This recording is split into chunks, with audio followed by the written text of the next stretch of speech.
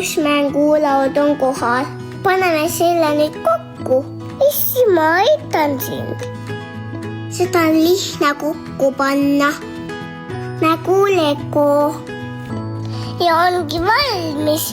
Viime nüüd selle õue. Eemaldame pealmise osa. Isame päiksevarju ja liiva. Ja hakkame mäigima. Vaata, tegin liiva kuju. Ja käib nii. Teeme hoopis klapikoju. Päiksevarju all ei hakka palav. Siin saab teha kõike. See on aktsentlaud.